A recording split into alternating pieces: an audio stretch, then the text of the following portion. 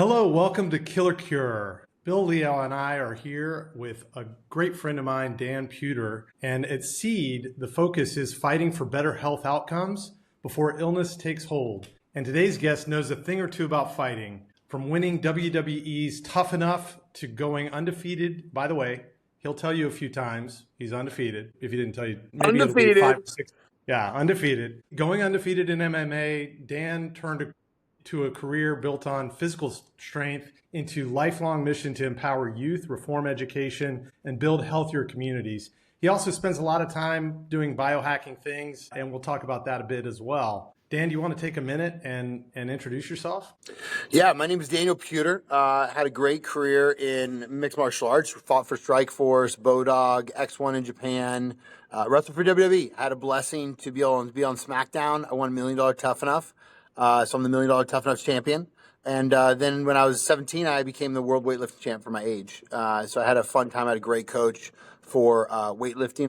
And today I get to, then I started a nonprofit called My Life, My Power. And then I went on to start a private, state-funded, for-profit school system. And we have 9 schools. One's partnered with Mike Tyson. The school I'm at right now in Pompano, we're about to put Grant Cardone's name on it. We're just waiting for the contract, so I'm really excited about that. And then I'm working some really cool stuff. I haven't said anything publicly. I was just on 2 podcasts yesterday. I've been talking to Tony Robbins, Todd's. Yep. I was just with him a few days ago, and I'm really excited to see what we're doing with transformation around the human mind and body and spirit and emotional intelligence, beef intelligence. So super excited to be able to be on here today.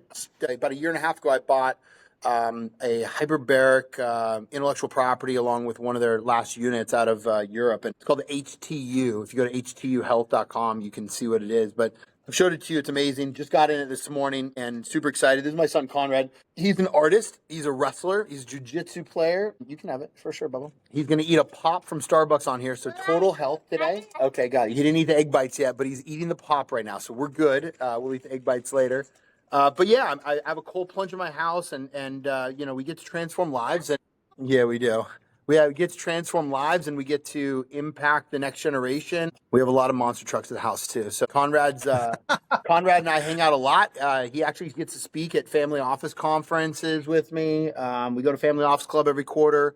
So yeah, I just get to do a lot of fun stuff, and just super blessed in my life. Healthy. I'm glad I got out when I did, as fast as I did, because a lot of these guys get their brain beat in, and the hyperbaric side of this stuff, I think, is going to not only heal me to the next level, but it did when I was a pro athlete. So I'm blessed, bro. And thank you for having me on today. That's awesome. I want to know, is he ready to apply for jobs like for IR and that kind of thing if he's already in the family office, on the family office stages, that kind of thing? Or do we need to wait till he gets...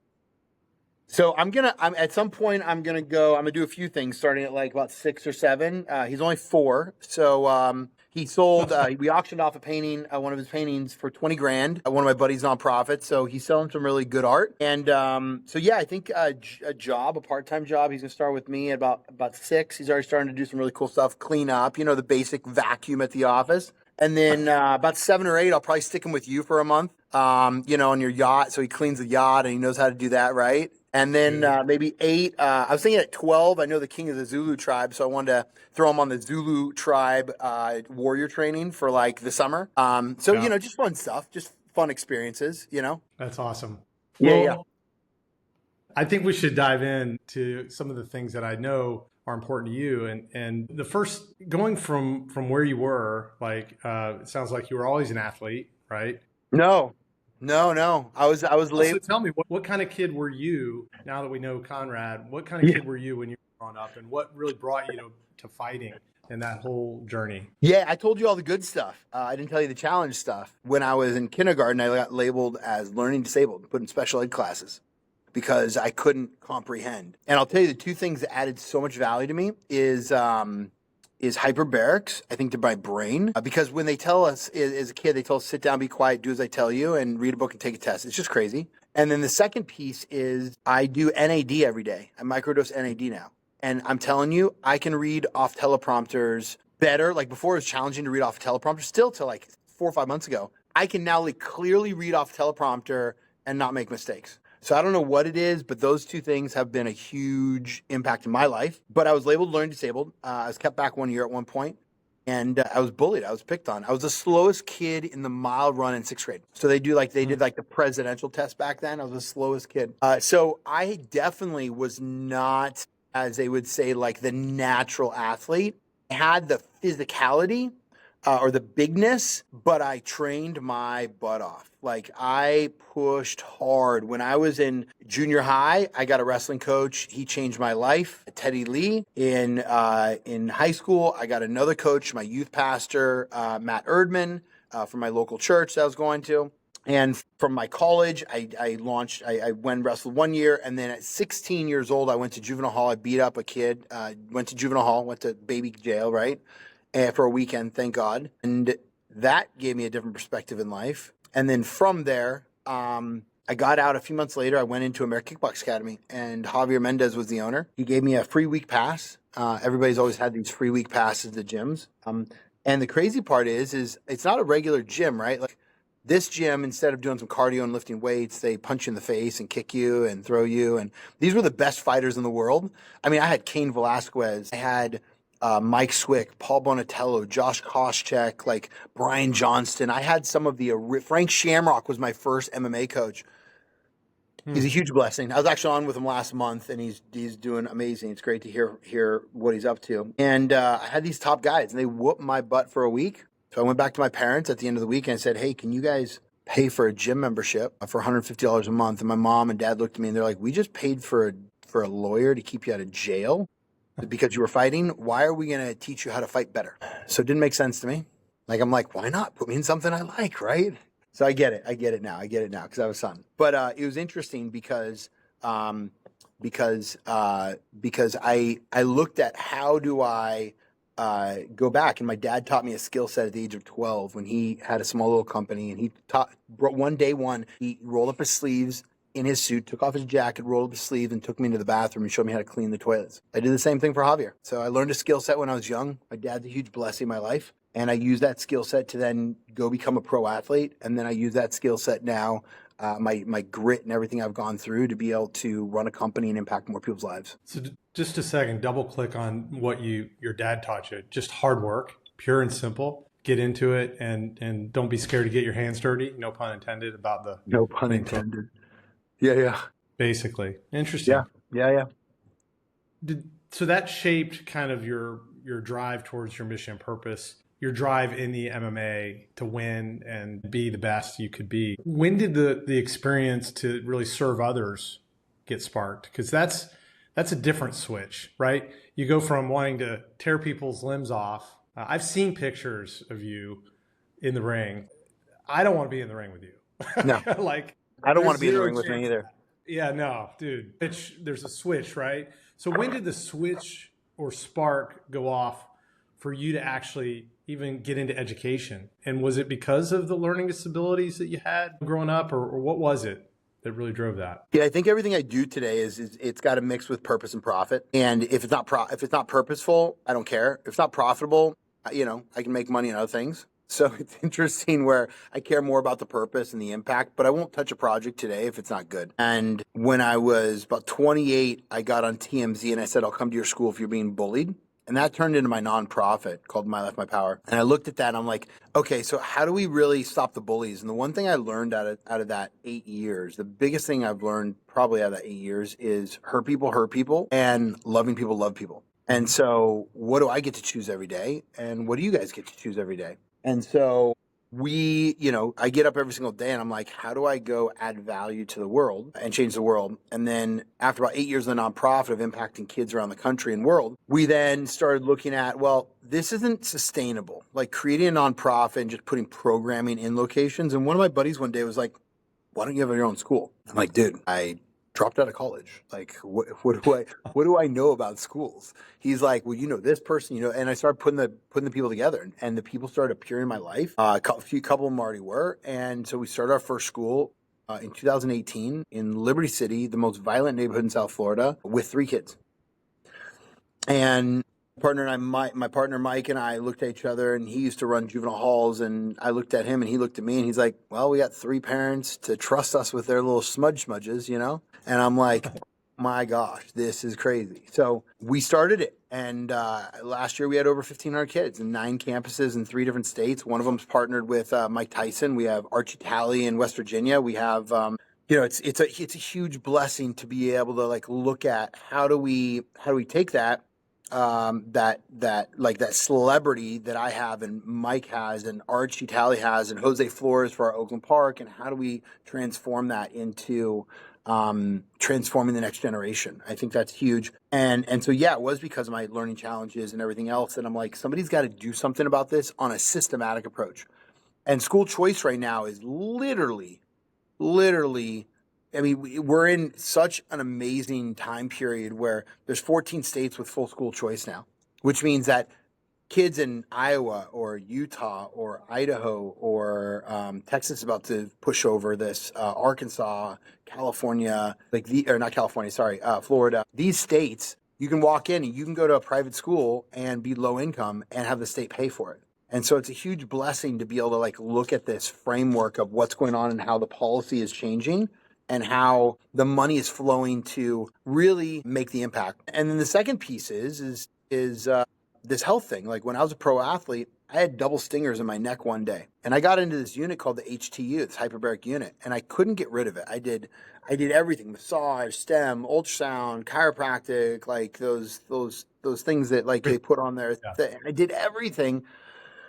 And I still had double stingers. And it was 5 days before a fight. And I'm walking around and my buddy's like, come down and jump in the hyperbarics, just for health treatment. Cause hyperbaric.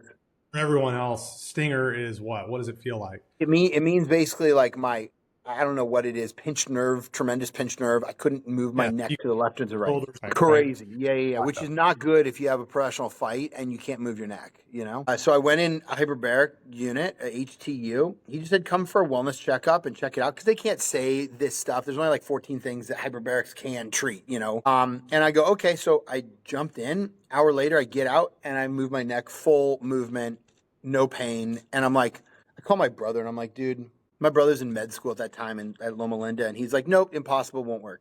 I'm like, okay, it just worked. Like I walked in jacked and I'm feeling good now. He's like, nope, won't work. He's like, it's only approved for like 13 or 14 things, whatever it was then. So it's just like, it's things like that where I'm like, I've seen people that have, like I walked out, another guy was in wellness treatment just for, that. And he was like 90 days, supposed to be 90 days past dead.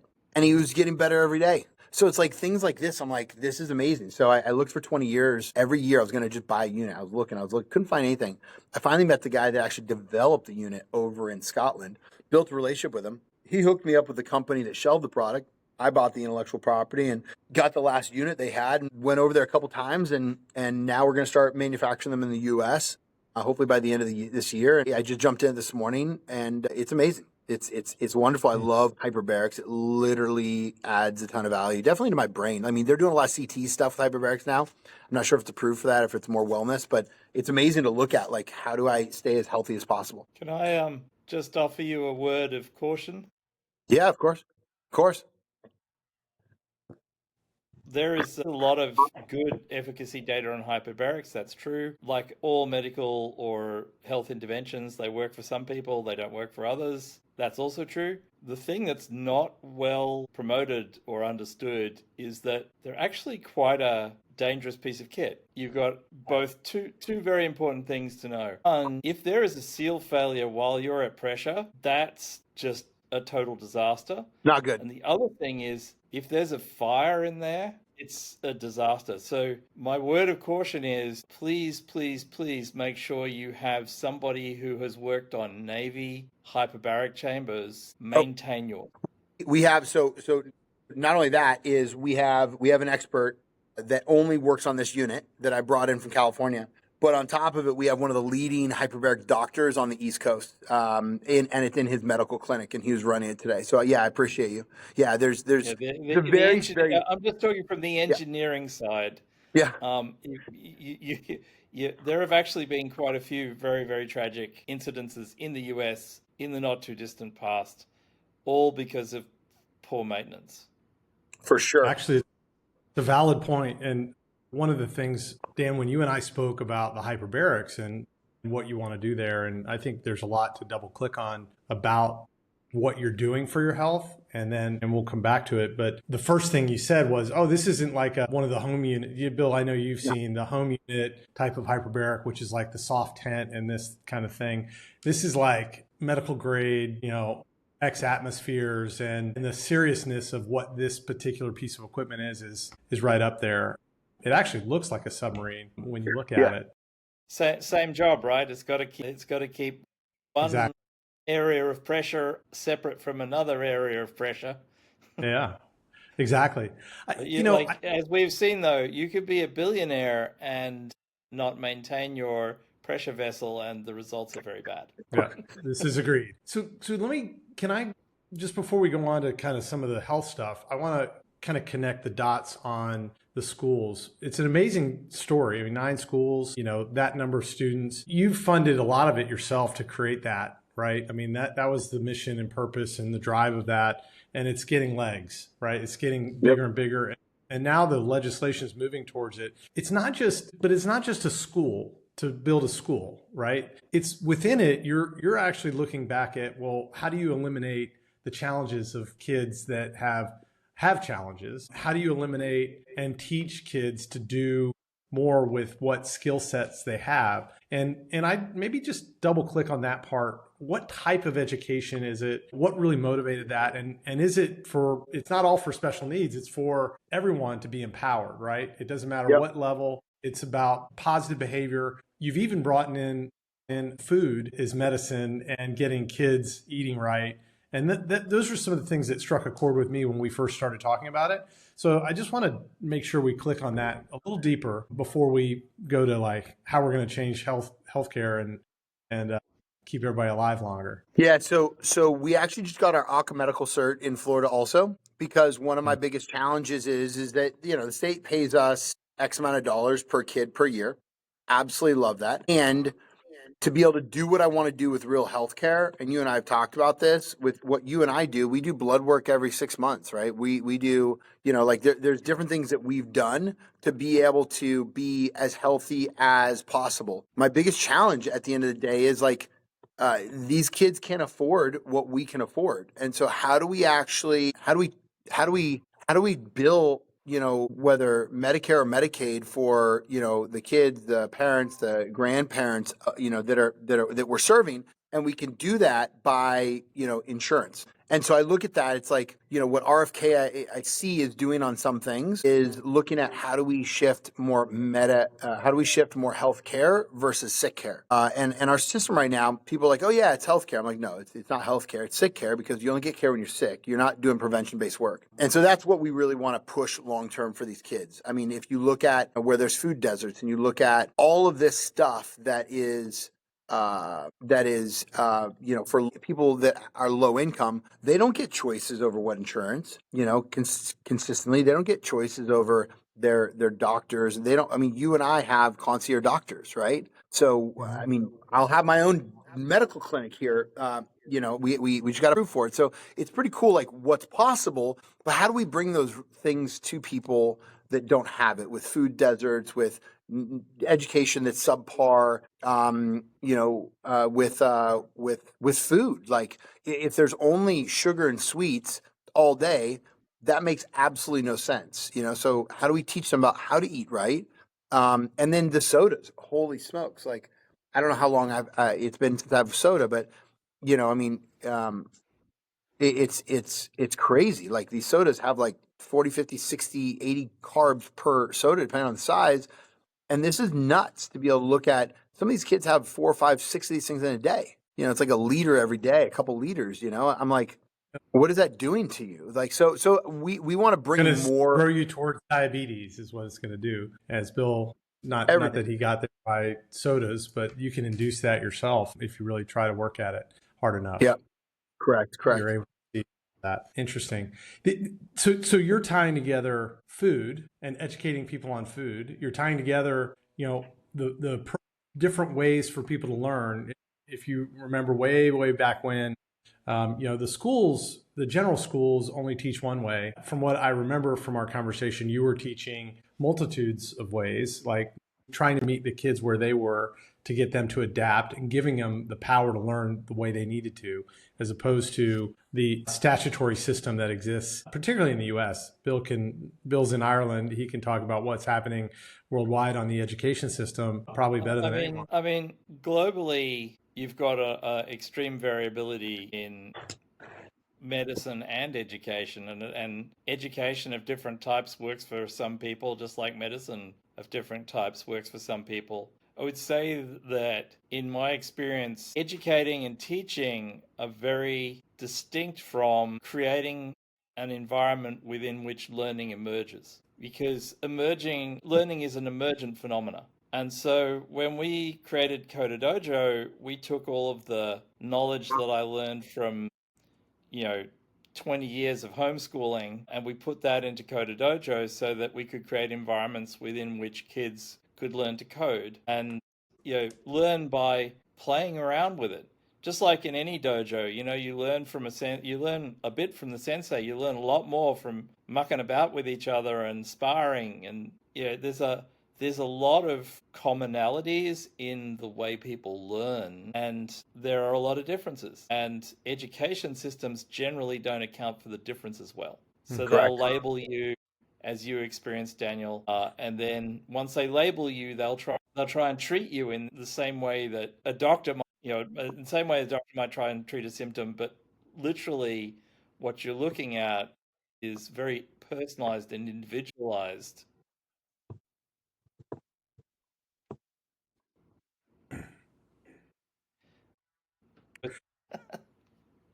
Say, by the way, when Conrad hits 7, take him to a code club or a Coder Dojo, because it's actually more than just learning to program computers. It's learning a new way to think that's extremely valuable in almost any field, and it's free. It's free forever, free globally. It's pretty cool. That's actually, I do want you guys to talk about this, and probably not on the podcast, but Bill's experience in building Coder Dojo and making it a worldwide organization is something that I think you two should relate on, based on the pragmatic approach of how you're building the schools and what needs to happen with the scale and growth. I think it's a natural discussion, because education, nobody in the US is going to say it's solved, right? And so there's a huge gap, and I love that you're trying to fill that need while trying to tie together health, food, knowledge. And I just want to know, how many kids did you have to squash to get rid of all the bullying? It's all over, right? There's none in your schools. I mean, here's the thing. We have some challenges, but I take the roughest kids in the country. And when Mike Tyson came into Liberty City one day, we spoke in front of everybody, and then he got done. He's like, dude, these aren't the bad kids. I'm like, never said they're bad. I said, they said they're bad, other people in different systems, but these are the most amazing kids there are. And he looks at me and he's confused. And I'm like, it's just culture. It's love. It's support. Like, when kids are in an environment that is supportive and helps them get from where they're at to where they want to go, it's a different context to life when they have to go class to class to class, and they don't build relationships with their teachers or their staff or people around them or the kids around them. So they get to build a different culture here. That's why one of the reasons why we're successful. The other one is because we do a lot with belief intelligence. We own the trademark around it for anything educationally, and we teach our teachers on how to understand what's going on with kids and what's going on to be able to understand their current beliefs and help them understand their current beliefs. And so at the end of the day, it's a win-win to be able to create the result in their life. And it's great. At the end of the day, I love getting kids to shift the context of how they show up in life for themselves and then for other people. It's really amazing. Actually, I would say that's a very successful, creating a context within which the behavior you want emerges is just super powerful. Yeah, and not just the context of a kid's life, but also the beliefs and values that form the context within which the child emerges, or the young person emerges into their best self. And most educational systems don't pay any attention to the context that they've created. Yep. And you see daily in if you interact with young people, you see daily how they've been diagnosed with something, how they've been labeled with something that's actually a byproduct of them not fitting with the context and their values and beliefs being different. Curious what your values are, Daniel.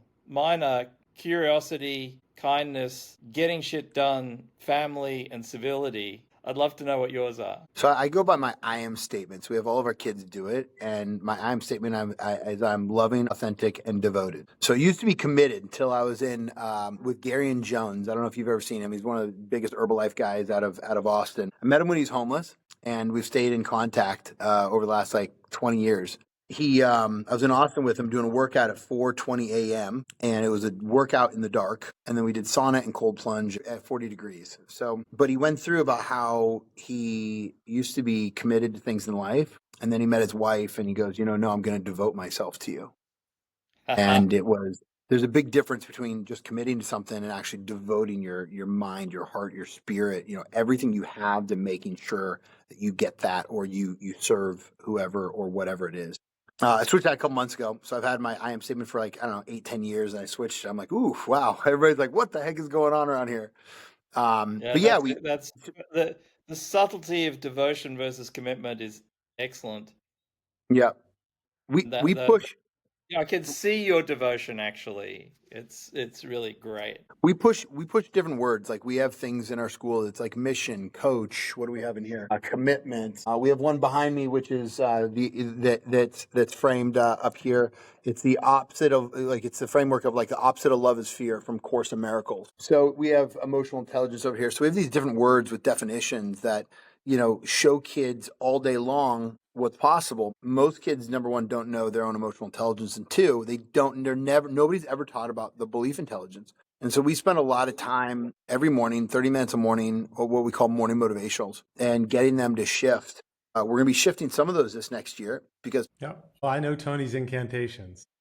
Tony's like, yeah, do you know incantations? I'm like, no, I don't. We do affirmations. I'm like, what's the difference? And he's like, energy, intention, changing the state. And so he goes on this. Obviously, he says it way better than I do. And I'm going to his business mastery next month, and then Unleash the Power Within in Germany, and then Date with Destiny. And he's a huge blessing. He's like, I would love to show you how to get from where you're at to where I'm at. And it's been pretty interesting going back and forth, texting him like every other day for the last month, and just seeing how he grew his business and listening to his stories. And so we want to bring the best of the best. That's why we're bringing in Grant Cardone for sales training, entrepreneurship training. Why we brought Mike Tyson. He's the number one sports athlete in the world for brand. And Tony's the number one motivational impact, whatever you want to call it, leadership rock star in the world. So we're only going after the number ones. We're talking to Ray Lewis right now. We have some really good brands that we're going back and forth with. And I think that, bringing all of their content and bringing what they've done in their stories to impact more lives, then I can feed kids with Unleash the Power Within every year for free. Instead of paying $1,000, schools can't do that. That's expensive. So if we have 500 new kids every year, it'd be $500,000. Who can afford that? But when we transform these kids' lives here, what it does is it creates, number one, generational change. Number two, it creates systematic growth within the economics, because now kids are they're not going to jail, or going to foster care homelessness or doing drugs, costing the system money.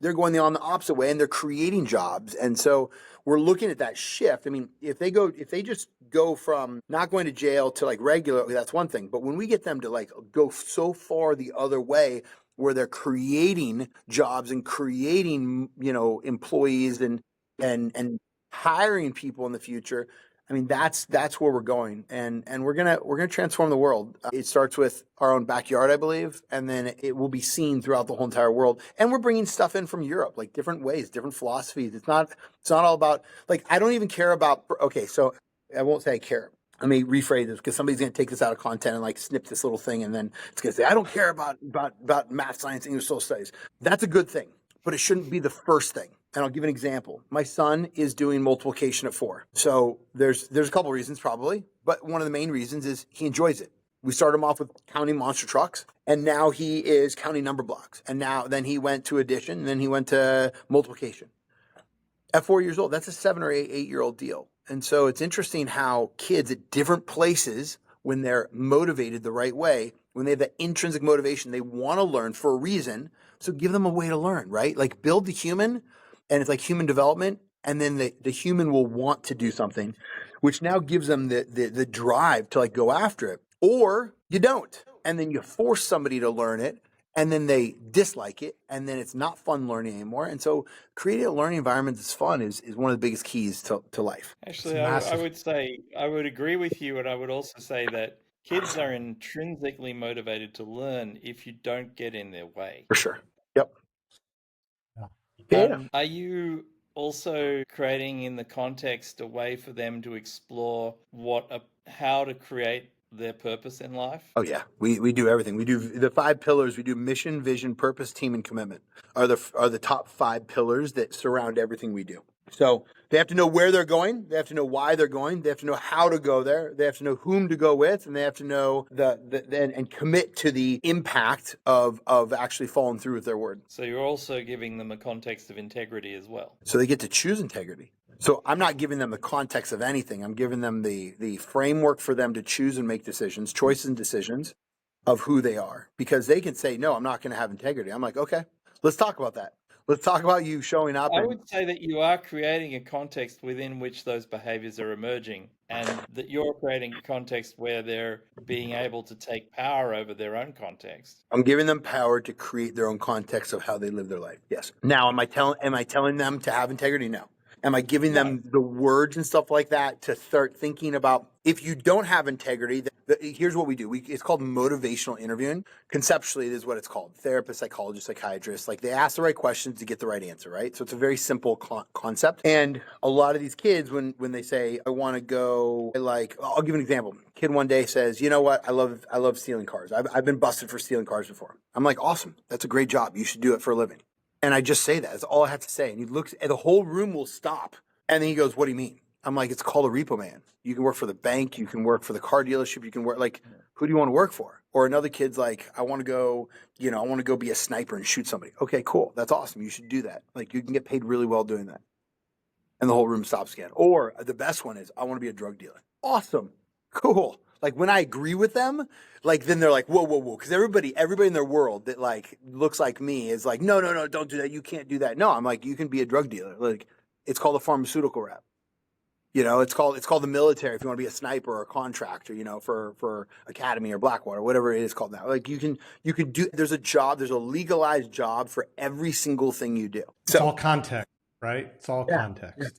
I used to say to my kids that are yours are obviously young, Daniel. Mine are 25 and about to be 24. I'd say, remember who you are, right?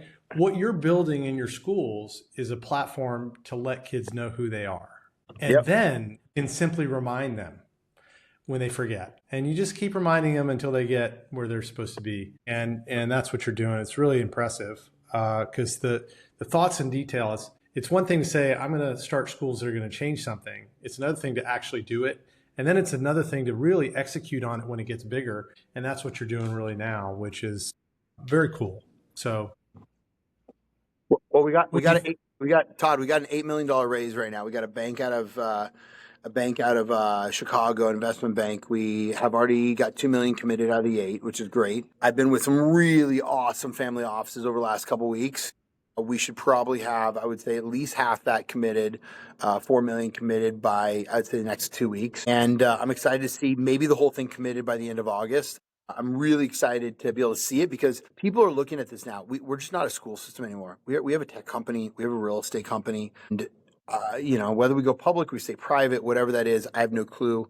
I think that we can have 500, 700,000 schools in the future. Our tech company is going to be in other private schools. We're going to sell that. That might be the piece that goes public. And the real estate is the best thing. It is crazy. They don't even have to rezone a church in Florida anymore. Like it's nuts because the laws are changing and adding a ton of value to school choice. So we're looking at a lot of these things, and it's really cool to be able to watch like how we're able to build schools. We funded those schools in the beginning. We had one family office help a little bit. But now it's really getting to the point where it's like, now we want to grow. Nice. That's an exciting time in a young company. When you look at it, so there's an opportunity for others to get involved, it sounds like, through investment in other vehicles, which we'll be happy to share, ways for people to get in touch with you when we get to the end here. So for you, you're kind of, we didn't share what my questions were, but you're answering them all before I even get there. The idea of a futurist social entrepreneur, I was going to say what's next, but it sounds like this is the scale and the time that kind of really kind of hit the gas pedal for you. So first one is to transform education. And to do that, I believe there's two things. One, proof of concept. And then two, once we have the systems and processes and SOPs, and we have everything, we've built everything. We have global corporate accreditation through Cognia and SACS, which we can open up. And whenever we open up a school now, we fill out a form and we pay a fee, and it's the new school's automatically accredited. I can do it anywhere in the world. And then our tech play, I think it's great because we spent the last 4 years, about $1 million, building staff management, student management. It's like a CRM, and then it's an LMS tool. And now we're talking to a couple different groups about building our AI out. And so that's going to be a big thing. A couple groups out there already have some tech. I have a really cool letter going to somebody that I won't mention in the next day or so. I'm really excited. His name starts with E. And so I called in a favor to somebody who knows him. So I'm really excited. I mean, we have a plan to go in the next like 12 years to like 700 plus. We would be the biggest school district in the country. And I'm excited. Like it's, somebody's got to impact the lives. We have too many prisons, too much homelessness, too much foster care. There's too much of these things going on. It's multi-generational. And we can solve the problem, and that's really the purpose side of it. And then on top of that, we can grow into a really sustainable, for-profit business. So we have Alpha. We call it My Life, My Power Alpha, or My Life, My Power Alpha, which is the for-profit side, and then we have the nonprofit that I founded called My Life, My Power World. And so there's two different things. I'm not on the nonprofit board anymore. I'm just on the for-profit side of it. And my partner who founded the nonprofit with me, she's the face of that. So super, super excited about where both sides are going. So we'll shift just a bit. What you're doing is amazing, Dan, and we have a lot of hope, and we want to help and be a resource. And at Seed, we're all about driving change, and education system needs it, the healthcare system needs it, all of that. One of the traditions at the show is to wrap up with some rapid fire questions that we're going to shoot at you. I promise they won't hurt. Certainly not you. One thing that youth programs should stop doing today? Just one. If you had to pick one. One thing they should stop doing. Maybe inconsistencies, actual sustainable goals. So you're shifting. You naturally go to what you want somebody to do, not what they shouldn't do, which is actually a really telling thing. What you're basically saying, though, is don't be hypocrites and actually kind of do something forward thinking and lead people instead of putting them in a box, in my opinion. That's what I'm hearing anyway. Yeah, create sustainable outcomes with a solution-based vision. Most nonprofits that I'm seeing in general don't solve problems. Like the goal, I would say, of like a homeless nonprofit is to put themselves out of business. Like you don't want homeless anymore. But one of my buddies runs a huge homeless, I wouldn't say buddy anymore. I wouldn't consider him buddy, but he runs a huge homeless nonprofit. He's like, yeah, I like the nonprofit. I'm good with serving homeless for the rest of my life. I'm like, but what if we just figured out a solution? He's like, yeah, it's not my job. So it's crazy that we keep funding this type of like thing, and the people in charge keep funding this type of thing. But why are we not solving the problem? It's just crazy. I had a very interesting conversation with the head of a cancer charity. I pointed out that there are a significant number of potential pathways that are going to significantly reduce the amount of cancer in the world. And I said, how do you plan to adapt to a world maybe without cancer? And her exact answer was, we plan on being here. Crazy. Yeah. It's crazy. All right. So these are supposed to be rapid. Maybe that's what they're doing is they shouldn't be planning on being there forever. Yeah.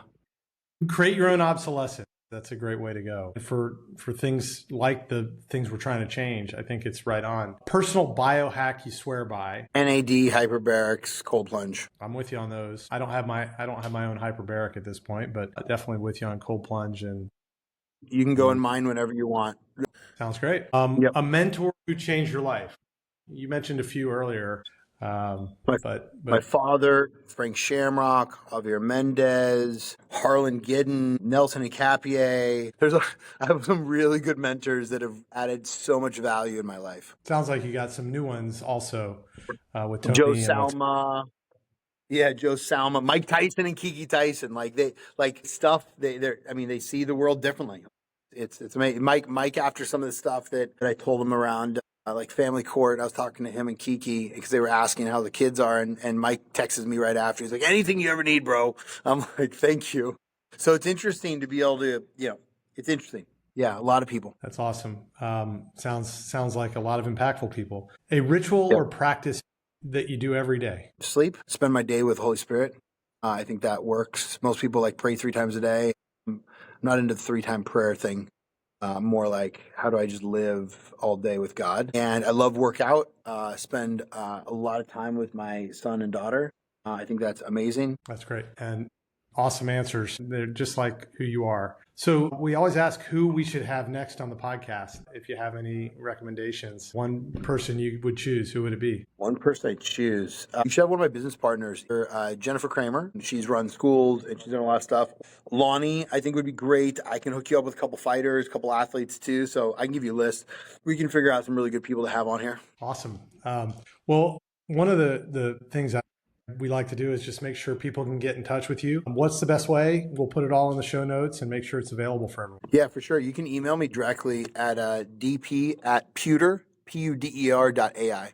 That's my email. So dp@puder.ai. If anybody's ever interested in seeing what we're up to, please hit me up. We'll also tag the socials, and I know there's a good social media presence for the schools. If people, frankly, people need to be looking into your schools in Florida. And as you grow, I just think what you're doing is great. I would say we really want to thank you for coming on, and we will make sure to get you out there, and people need to hear what you're doing. And we'll try to strengthen the message and really bring it back to education, healthcare, all the mission purpose that we're driving towards. It's super important. So thanks for being on. For all the listeners, subscribe to Killer Cure. Work. Yeah, I totally agree. Subscribe to Killer Cure for more real conversations with people transforming health, education, and society from the inside out. Dan, again, thanks for all you're doing. Keep it up. And we look forward to seeing the big successes coming your way. Appreciate you for having me. Have an amazing week, guys. Thank you.